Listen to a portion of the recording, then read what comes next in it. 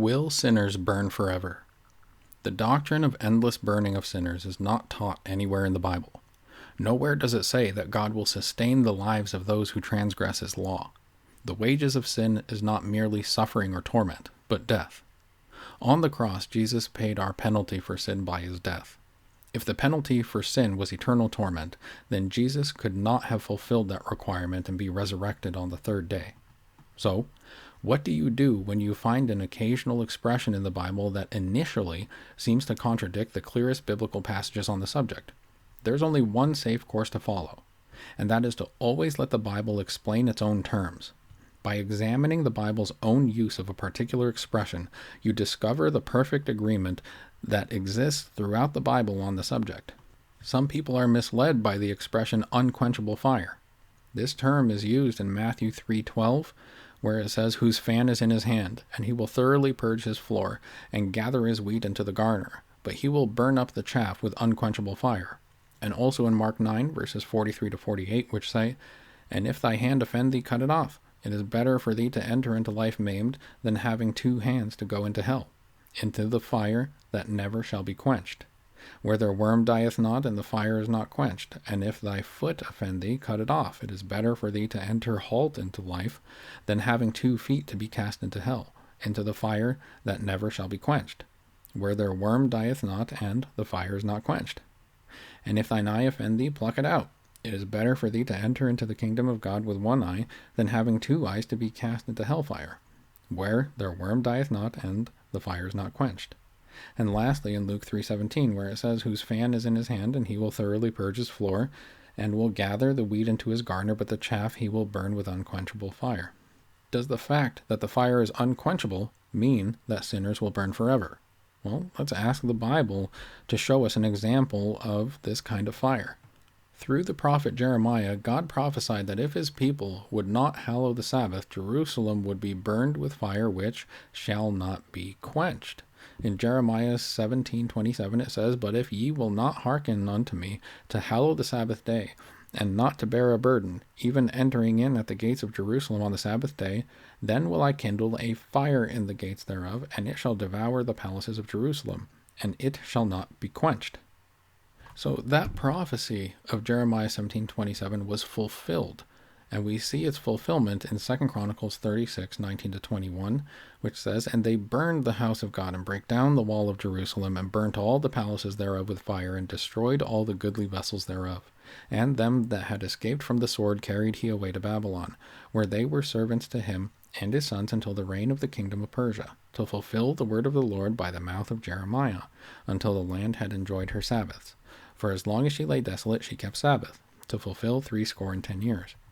And we also see that the prophecy of Jeremiah 17:27 was fulfilled when we read in Jeremiah 52:12-13.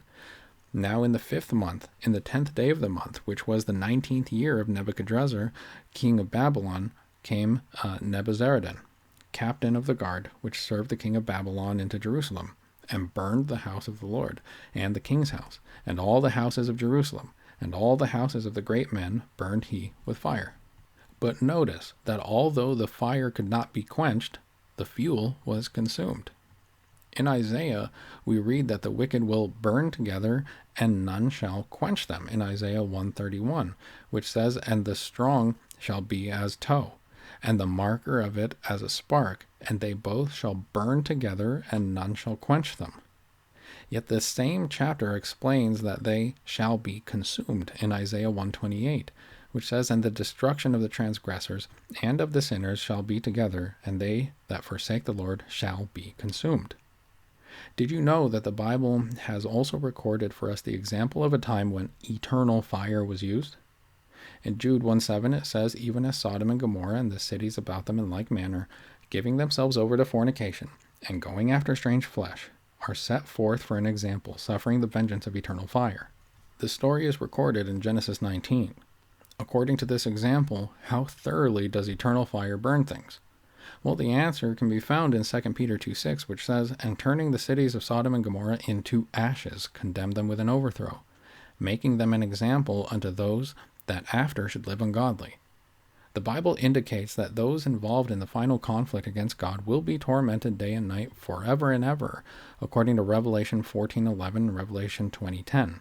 Revelation 14:11 says, "And the smoke of their torment ascendeth up forever and ever. And they have no rest day nor night, who worship the beast and his image, and whosoever receiveth the mark of his name."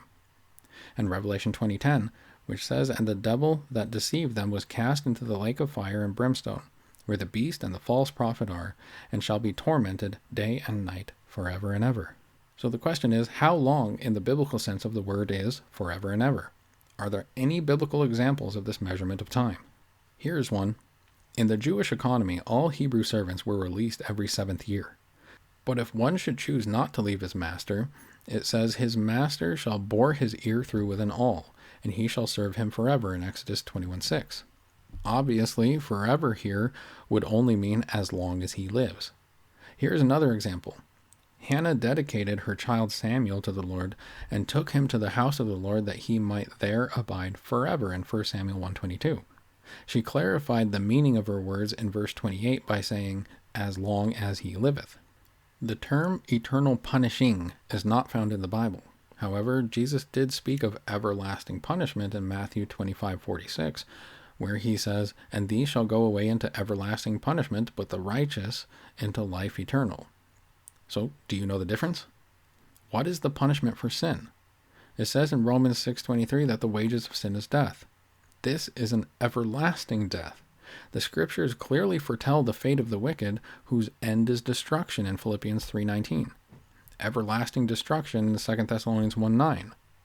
"Thou hast destroyed the wicked, thou hast put out their name forever and ever.